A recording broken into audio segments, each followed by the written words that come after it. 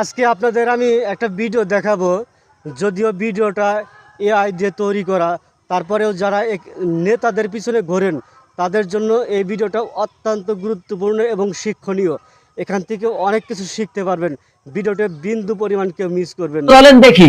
নেতার নামে এলাকা কাঁপবে, নেতা যা বলবে তাই হবে। কেউ কথা বললেও জিহ্বা ছিঁড়ে ফেলবো। কালকের মধ্যে নেতার প্রোগ্রামের টাকা না দিলে এই দোকানটাই জ্বালিয়ে দেবো। ভাই, তোর নেতা তো আমার জমিটা আটকে দিয়েছে, আমি কিন্তু পুলিশে মামলা করব বলে দিলাম। ভাইয়ের বিরুদ্ধে কথা বললে কল্লা নামিয়ে দেবো।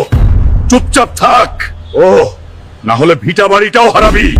সাবাস রেড হালকা, তুই আমার বাঘ। তুই থাকলে আমার কোনো টেনশন নাই, চালিয়ে যা। শোনো, তুমি যে নেতা নেতা করে পাগল হয়ে যাচ্ছ, দেখবে বিপদের সময় তাকেই আর পাশে পাবে না। চুপ কর। তোরা কি বুঝবি এসব? হ্যাঁ, ভাই আমাকে এমপি বানাবে, তখন দেখিস আমার পাওয়ার। সবাই আমাকে দেখে সালাম দিবে। এবারের নির্বাচনে আমার প্রতিদ্বন্দ্বী যে দাঁড়িয়েছে, আজ রাতে তার বাসায় আগুন লাগিয়ে দে, তারপর গা ঢাকা দিস। কিছু হলে আমি দেখব। আগুন জ্বালিয়ে দে হালার বাসায়। ভাইয়ের বিরুদ্ধে দাঁড়াস, এত বড় সাহস! আমার বাড়িতে আগুন দিলি কেন তুই?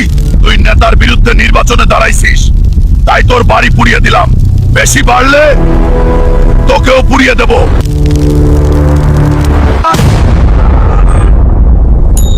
গতকাল রাতে এবারের নির্বাচনে জনাব রফিকের প্রতিদ্বন্দ্বী রহিমের বাসায় আগুন লাগানো হয়েছে এবং ভিডিও ভাইরাল হওয়ায় সন্ত্রাসী রেড হালকাকে স্পষ্ট দেখা যাচ্ছে। ঘটনাটি নিয়ে দেশ জুড়ে তোলপাড়। ভাই, পুলিশ ঘেরাও দিছে, কিছু একটা করেন, আমাকে বাঁচান ভাই। চিন্তা করিস না, ধরা দে।